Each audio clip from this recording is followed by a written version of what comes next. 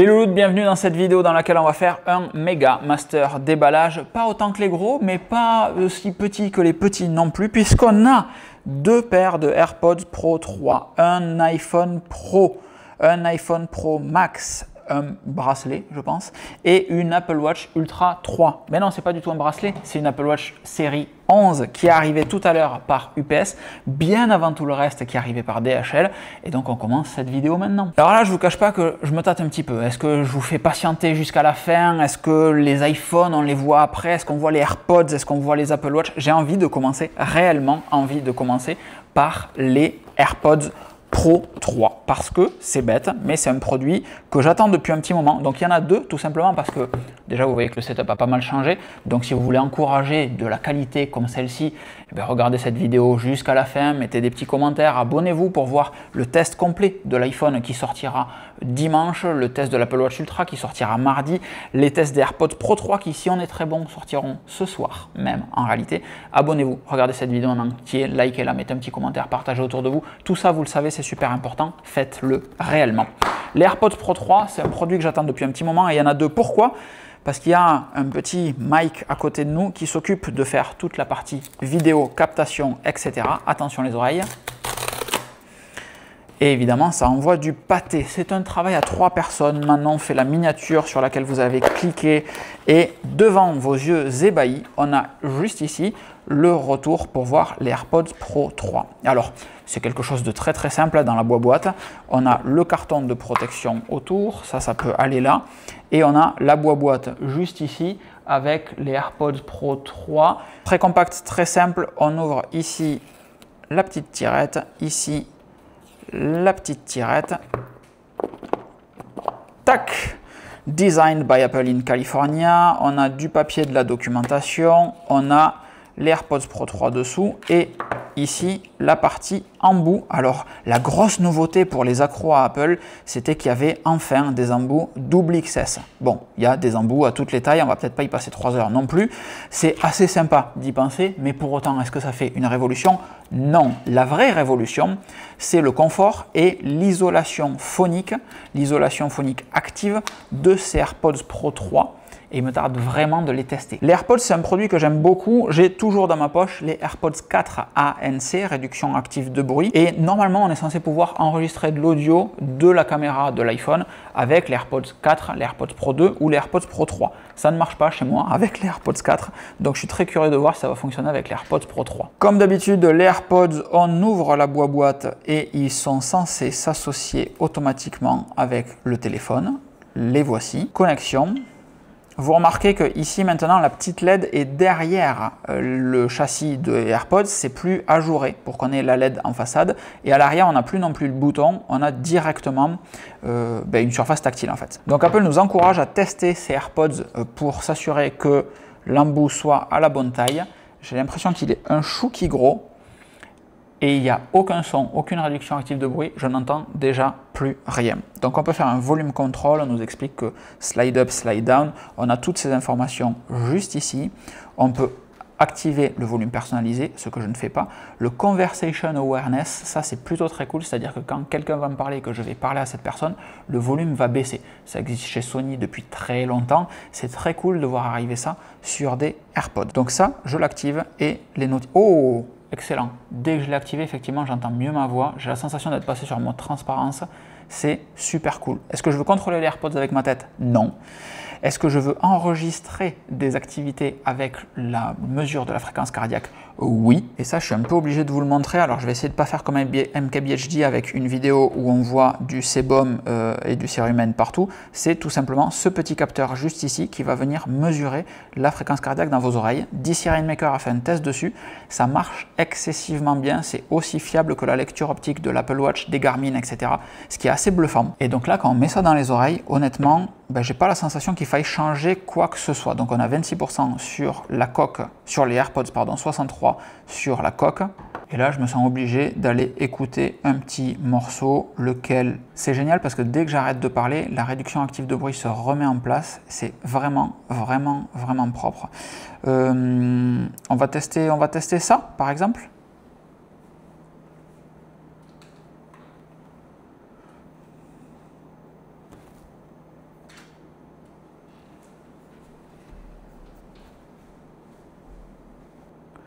Là, on est sur un début de morceau où il y a beaucoup de voix. C'est OK. J'attends que les graves arrivent.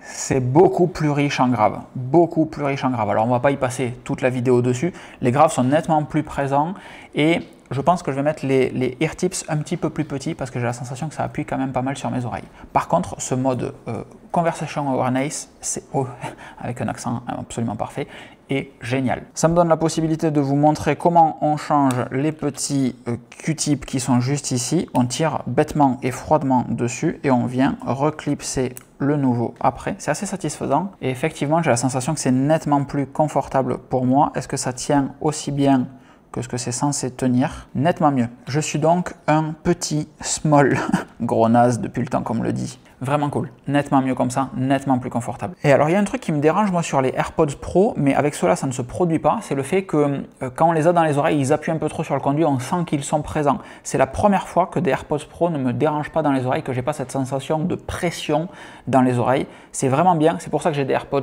4 dans ma poche tout le temps, parce que juste je les mets et ça ne me gêne pas.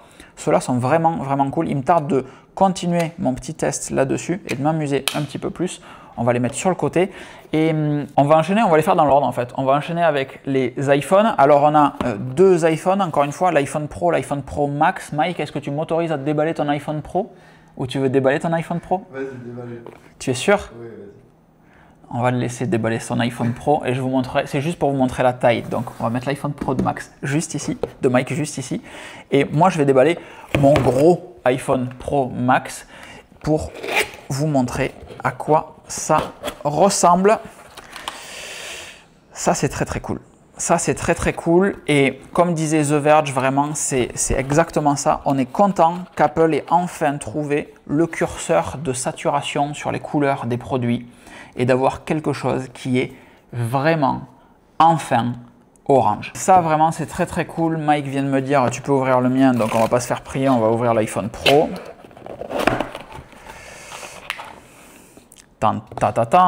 Voilà à quoi ça ressemble. On a un petit écart de taille, c'est assez substantiel quand même. C'est classe, c'est très classe. Je vous montre en haut, regardez. Ah oui, il y a des caméras déportées maintenant.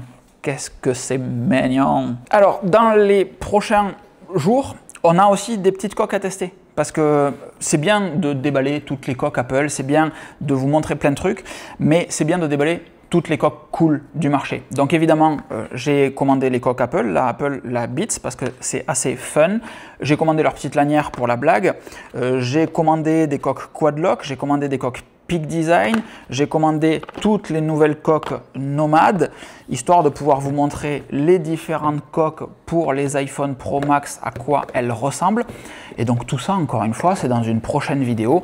Et aucune de ces vidéos n'est sponsorisée ni par Peak Design, ni par Nomad, ni par Apple, évidemment. Si jamais vous vous ennuyez, n'hésitez pas, bien sûr. Mais vous aurez à chaque fois des reviews honnêtes pour tous ces petits sujets. Revenons à nos iPhones. On ne pousse pas le bouchon, on va mettre l'iPhone Pro de Mike juste ici, comme ça il va le déballer sur un petit plan de coupe dans 2 secondes. Et nous on va déballer celui-ci. Donc on a encore une fois les petites tirettes ici, et c'est un iPhone de Bourrem. J'ai commandé et acheté l'iPhone 17 Pro Max en 2 Tera, parce que ça fait des années que j'attends qu'Apple retrouve le curseur de la saturation, parce qu'on a enfin un iPhone orange, et si vous allez sur locan.fr et même si vous regardez la bannière de cette chaîne, vous voyez bien qu'on est en orange partout et c'est pas pour rien. Ça c'est très stylé, et parce que en fait c'est la première fois qu'ils sortent un 2 Tera. Il y a plein de trucs qui font écho sur cet iPhone là, c'est les 1 an de l'entreprise également, bref il y a plein de petits trucs fun, donc c'est un gros 2 Tera. Mais l'iPhone que j'ai aujourd'hui est un iPhone que je loue chez Next Mobile. Je vous encourage fortement à considérer ça si vous renouvelez votre iPhone chaque année, parce que en fait, vous avez un iPhone 9 chaque année facilement. Vous pouvez utiliser le code LOCAN qui vous donnera 50 € de remise sur la commande Next Mobile. Et le remplacement de cet iPhone-là, c'est Manon, madame, qui va avoir l'iPhone 17 Pro Max de chez Next Mobile, qui sera en orange aussi, en 512 Go, etc. Mais j'aurais pas dû faire ça. Attendez, on le refait. Je suis tellement dans mon truc que vous n'avez rien vu. On recommence. Madame, donc, aura mon iPhone 17. Moi, j'ai vu. C'était magnifique. C'était beau. Et je ne pourrai jamais oublier ce que je viens de vivre. Qui aura donc l'iPhone 512 Go. Vous êtes prêts? Attention, bascule en haut. c'est incroyable. Je rajoute encore un petit truc, je parle beaucoup, mais je rajoute encore un petit truc. Ça fait des années que je n'ai pas été excité de déballer un iPhone. Je le fais chaque année, je vous le partage chaque année, j'ai renouvelé tous mes iPhones, j'ai eu parfois plusieurs iPhones la même année en fonction des tailles, en fonction des couleurs, etc. Ça fait très longtemps que je n'ai pas été hypé par un iPhone. Attention. Ouais, et c'est méchamment stylé. Méchamment stylé de fou. Ça, c'est très très classe. Donc on a du Ceramic Shield à l'arrière, je montre à aucune caméra là en fait, devant, on a du Ceramic Shield à l'arrière, on va avoir ce petit débord, je trouvais ça moche sur les rumeurs qu'on avait vues, cette partie débord, et en fait Apple l'a quand même bien négocié, si on lève juste ici, yes, c'est un iPhone Ultra en fait, c'est exactement ce qu'on voulait, les antennes qui font tout le tour de ce débord, de ce plateau comme dit Apple, pour avoir des antennes plus grosses et plus puissantes. L'arrière est très satisfaisant. On a un iPhone qui ne glisse plus enfin et qui ne prend pas tant les traces de doigts que ça. On a un iPhone qui est vraiment agréable. Ah, c'est cool. Le retour de l'aluminium, c'est le feu. Le titane, c'est cool, mais le titane, ça glisse. L'aluminium, c'est dépoli, c'est légèrement poreux, duveteux, appelez ça comme vous voulez. Il me manque des termes de jargon et d'ingénierie matériaux. Mais c'est classe. On enlève le pile, vous voulez un micro près du pile, attention, il y a des gens qui aiment bien ça. Vidéo ASMR, il y en a qui mangent du saucisson, nous on déballe des iPhones. Ah oui. Et là, je ne peux pas m'empêcher de penser aux personnes qui vont nécessairement faire des captures d'écran sur les 3 secondes qui viennent de se passer. Voici un iPhone 17 Pro Max en orange versus, hop, un iPhone 16 Pro, je ne sais pas pourquoi je parle de 17, où sont les lumières? Là, clac. Voilà à quoi ça ressemble, la différence de dégaine qu'ont les deux. Oui, j'ai un retour d'écran sur l'iPad, c'est absolument magnifique. Et si on retourne ici, j'ai pas osé mettre mes doigts sur l'écran. Donc Ceramic Shield à l'arrière, Ceramic Shield 2 à l'avant. Et donc ça fait aussi partie des sujets de pourquoi je l'achète. Ça sera un iPhone qui est à moi, donc je peux l'utiliser sans coque et en faire ce que je veux. Et je pense qu'il y aura beaucoup de situations où il sera comme ça dans ma main. C'est bluffant à quel point ça ne glisse pas, à quel point il tient bien dans la main, versus celui-ci qui a toujours tendance à glisser un petit peu, tout simplement parce que les bords glissent. C'est assez ouf, assez ouf. Donc dans la boîte, qu'est-ce qu'on a ensuite? On a un câble tressé USB-C vers USB-C. Je ne sais pas si vous voyez grand chose et si la mise au point se fait, mais on verra bien. Et un petit peu de texte en dessous. Pas d'autocollant, rien du tout sur un iPhone à 2500 balles. Bon, ça on va le remettre comme ceci. On ferme notre petite boîte. Et c'est parti pour le premier démarrage de cet iPhone 17 Pro Max de 2 Tera. Tout est satisfaisant, tout est très satisfaisant. J'espère vraiment que vous passez un aussi bon moment que moi je passe un bon moment. Donc la magie qu'il y aura dans le test de cet iPhone 17 Pro Max, c'est que Mike, qui est juste ici et qui surveille les caméras, Mike est un photographe de talent, pour ne dire que ça, spécialisé en sport. Et Mike, quand il fait des compètes de CrossFit et qu'il rend toutes ses photos en temps réel pendant la compète de CrossFit, s'il y a des sportifs parmi nous, vous vous rendez compte à quel point c'est bluffant de faire ça. Sur chaque WOD, Mike est en capacité de tout rendre. Pourquoi? Parce qu'il ne quitte jamais le floor. Et ces photos sont directement importées sur son iPhone, traitées sur l'iPhone, envoyées depuis l'iPhone, sans avoir quitté le floor et en continuant de shooter.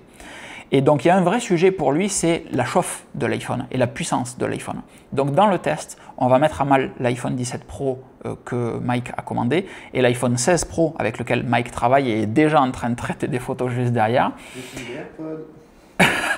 Pour pouvoir à quel point l'iPhone 17 Pro va avoir une dissipation thermique efficace et va être en capacité de gérer sa dissipation thermique. Ça, c'est un vrai sujet. Et là, on a un Power User ++ qui pourra nous le montrer et le tester assez facilement. On est sur cet écran, on slide.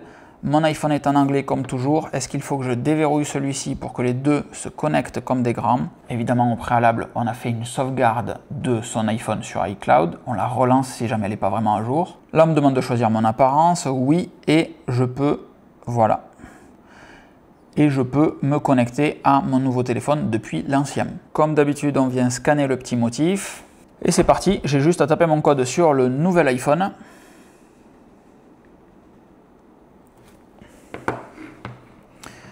et la configuration est en train de se faire. Donc là, évidemment, il y en a pour un petit moment pendant lequel vous pouvez faire une entracte chez vous ou mettre un commentaire pour dire à quel point vous kiffez cette vidéo et à quel point c'est vraiment sympa. Ou vous abonner, cliquez sur le petit bouton s'abonner si ce n'est pas encore fait. Oui, je vous le dis beaucoup, mais en même temps, regardez le level up qu'il y a dans cette vidéo. Ça se justifie, non? Est-ce que c'est pas splendide ce petit bébé? Vraiment, est-ce qu'il n'est pas magnifique? Mon iPhone vient de finir son transfert, celui de Mike est en train de le faire. Voici la correspondance de taille, à peu près à quoi ça ressemble. Donc évidemment, le Pro est plus petit que le Pro Max. Ça a l'air assez substantiel dans cette couleur, ça donne vraiment la sensation qu'il y a un vrai gros écart. Et juste c'est classe. Là, je n'en reviens pas vraiment de la prise en main avec l'aluminium. C'est un truc que je n'ai vu nulle part, que personne n'a mis en avant. C'est une vraie grosse différence par rapport aux iPhones en titane. C'est pour moi, là, maintenant, la plus grosse différence entre les deux iPhones. Elle se fait sur la prise en main. Oui, la couleur est sexy, etc. Mais les bords plus arrondis sur l'iPhone en aluminium VS l'iPhone en titane, c'est la vraie grosse différence. Donc lui, on va le laisser finir de synchroniser gentiment et de se restaurer, de télécharger tout ce qu'il faut depuis iCloud. Et on va passer au déballage de deux Apple Watch, l'Ultra 3 pour moi qui remplace mon Ultra 2 et la série 11 qui va remplacer la série 10 de Manon. Et on a une montée de taille en plus. Donc un des trucs qui est super bien sur celui-ci, c'est qu'il a la capacité de charger à 40 watts quand il va être câblé, donc le temps que ça monte un petit peu ici gentiment, et de charger en Qi 2.2 à l'arrière, donc 25 watts, c'est le cas également pour l'iPhone 16 Pro. La vraie différence, on va la voir dans un prochain test, encore une fois, où on va comparer des chargeurs sans fil Qi 2.2 25 watts et un chargeur câblé en USB-C 40 watts, voir à quel point on charge rapidement avec l'un ou avec l'autre, s'il y a de la perte d'énergie, de la surchauffe ou pas. Et là, vous le voyez, je suis à 39,6, 40 watts, 40,1, 40,3, 40,4, 8, etc., etc. Mais on est à 40 watts plus, alors qu'avant, on était limité à 25 watts, si je ne dis pas de bêtises. Donc l'iPhone, maintenant, charge aussi vite qu'un iPad. Donc pendant que les iPhones finissent de se synchroniser, de transférer, donc encore une fois le Orange qui récupère depuis iCloud tout ce qu'il faut, les deux eSIM n'ont pas été transférés, la SIM Orange se transfère sans aucun problème, comme de par hasard, et la SIM Free ne se transfère pas, il faut aller dans l'espace abonné pour le faire, etc. Mais il essaye quand même, on n'a pas une erreur franche et directe. On a donc nos deux Apple Watch ici, la série 11, la série, pas du tout, la Ultra 3, qui a un écran un petit peu plus grand que la Ultra 2, qui va avoir surtout la connexion par satellite pour la partie SOS. Et je suis assez impatient de voir à quoi ça ressemble. Je suis toujours très fan, moi, du packaging des Apple Watch. C'est très très beau, des Apple Watch Ultra. Ça fait vraiment truc d'outdoor, vraiment truc badass. C'est très très classe. On a comme d'hab ici ces petites tirettes qu'on essaye de ne pas déchirer et faire proprement. Paf. Alors là, il y a une problématique, c'est que l'iPhone n'ayant pas fini de synchroniser, mon Apple Watch n'est toujours pas passé sur le nouvel iPhone. Donc la connexion de cet Apple Watch juste ici, ça va être assez complexe. On va le faire dans un deuxième temps, mais ce livret en carton là, à quel point c'est classe. C'est juste beau ce truc. C'est juste beau avec les reliefs sur le carton ici. Je ne sais pas si vous le voyez bien. Avec les reliefs sur le carton juste là, c'est quand même très très sympa. C'est assez beau. On a donc l'Apple Watch Ultra 3 juste ici. Et on a la nouvelle boucle Alpine, si je ne dis pas de bêtises, Alpine Loop exactement, juste ici. Alors elle n'a rien de nouveau que sa couleur, évidemment. Et on va de suite déballer tout ça pour la blague ou presque, parce que comme je vous le disais, eh bien, tant que mon Apple Watch Ultra n'est pas sur le nouvel iPhone, ben, je ne vais pas pouvoir migrer celle-ci. On retourne la boîte. Et voilà, Design by Apple California avec les coordonnées GPS. La vraie grosse différence aussi, je l'oublie tout le temps de le dire, c'est l'autonomie. Si je ne dis pas de bêtises, on est à 38 heures sur l'Ultra 2, on passe à 44 heures sur l'Ultra 3. J'aurais dû vérifier ces données avant, mais il me semble que c'est quelque chose dans ces eaux-là. Toujours est-il que l'autonomie de sport, en activité complète, passe à 14 heures. Ça, c'est assez cool quand on fait des ultra-marathons, par exemple, ou qu'on veut faire des grosses randos. On a le chargeur rapide juste ici. On a toujours la recharge rapide. J'ai fait un vertical sur cette chaîne, sur Instagram, pour vous expliquer comment fonctionne la recharge rapide et quels adaptateurs utiliser. Et on va venir juste ici ouvrir cette petite Apple Watch. Il faut déchirer, j'aime pas du tout le fait qu'il faille déchirer, et puis ça ne marche pas surtout, voilà, clac. Qu'il faille déchirer ça. Donc on a l'Apple Watch toute seule ici, qui a exactement la même face que l'Apple Watch actuelle. Il n'y a pas de... Apple n'a rien évoqué de particulier. Il y a un mec en mode un peu complotiste qui me disait dans les commentaires l'autre jour, oui, l'Apple Watch Ultra 3, elle est beaucoup plus fine que l'Apple Watch Ultra 2. Je trouve ça bizarre que personne n'en parle. Genre, vous êtes tous des nazes. J'ai pas vu cette info. Et si personne n'en parle, c'est peut-être qu'ils l'ont oublié, ou c'est peut-être que c'est pas le cas. Donc on va regarder ensemble et... Eh bien non, je dirais même que l'Ultra 2, non, c'est exactement pareil, j'ai l'impression. Je ne sais pas ce que vous voyez là. L'avantage de travailler avec des professionnels, regardez, clac, changement de caméra, 85 mm 1.4, pouf, mise au point. Et donc ça ressemble à ça. J'ai pas l'impression. Mike, t'en penses quoi? J'ai pas mes lunettes. Bon voilà, dans l'idée, choquant, hein. Vous ferez votre avis chez vous, mais vraiment, moi je vois pas de différence. Bon, encore une fois, l'Apple Watch Ultra 3 va pas avoir énormément de différence à vous montrer ici. Donc, elles sont en train de se synchroniser gentiment. Enfin, il se passe un truc. Dans tous les cas, ça ne marche pas, manifestement, au moment où je fais cette vidéo.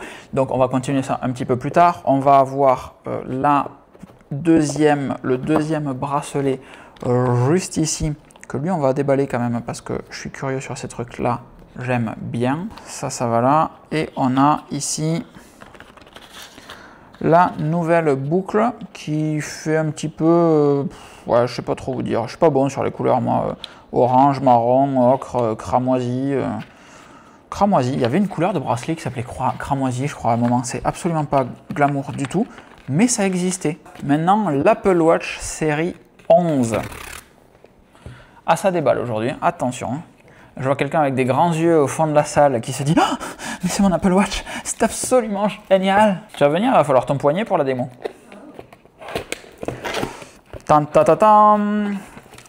Boîtier, pardon, carton nettement plus petit pour cette Apple Watch série 11. Les petits trucs en carton, on ouvre ici et toujours le même principe. On va avoir... Oh, c'est beau ça! On va avoir... Non, c'est dans ce sens-là d'ailleurs. Pareil, toujours en relief, etc. L'Apple Watch série 11. Le bracelet, tout ce qui est plus classique, le silicone noir dessous. Et ici, dedans,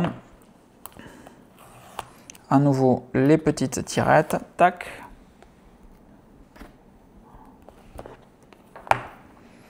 Ouverture. C'est le même principe, on a la watch sur le côté. On a ici, idem, le chargeur rapide pour l'Apple Watch.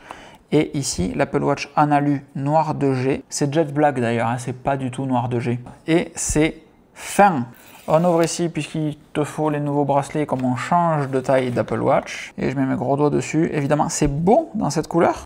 Ça fait très premium, j'aime beaucoup. Et allumage. Donc là, on est censé avoir une taille d'écran sur cette Apple Watch série 11 qui est la même que celle de l'Apple Watch Ultra 2 sensiblement, ça fait à peu près ça. Bon, et là pareil, même logistique, on va laisser faire la petite synchronisation et dans 2 secondes on vous montre les comparaisons de taille d'écran. Je vous présente le jeune et élégant Mike. Mike est là parce qu'il faut que je vous parle de cette caméra frontale. Déjà, encore une fois, ça c'est le fuego. La caméra frontale par contre, elle est super stylée parce que il y a effectivement le mode qu'on vous a montré dans toutes les vidéos où quand on appuie sur le petit bouton ici, pouf, on fait rentrer tout le monde, c'est génial. Si on appuie là, pouf, on passe en mode horizontal puisqu'on est sur une caméra, un capteur qui va être carré. Donc on va pouvoir venir cropper en 3,5, c'est pas du 3,5, c'est du 4 tiers, en 4 tiers horizontal ou en 4 tiers vertical et à chaque fois avoir beaucoup d'images. Ce que j'aurais adoré, c'est qu'on puisse venir chercher le capteur carré, c'est-à-dire avoir cette hauteur d'image, avoir cette largeur d'image et avoir du coup beaucoup plus d'informations à l'intérieur. C'est pas le cas, c'est un petit peu dommage.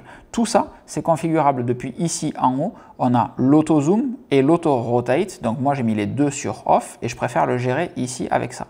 L'auto-zoom, l'auto-rotate. Si j'active les deux, que Mike sort du champ ou que je me remets ici, c'est censé cropper, center stage off. C'est censé revenir comme ceci. Clac, on se fait un petit test, on fait tout en live. Et si Mike revient dans le champ, vous voyez, ça marche pas super quand même. Donc, on va préférer le faire à la mimine comme ça. Mais la qualité d'image, je ne sais pas si tu peux t'avancer avec l'appareil photo. moi je vois vraiment un gros gain. Je ne sais pas si toi tu le vois sur la caméra, je ne sais pas si vous le voyez chez vous, mais réellement le piqué est dingue par rapport à la caméra frontale précédente. Il y a un vrai gros gap.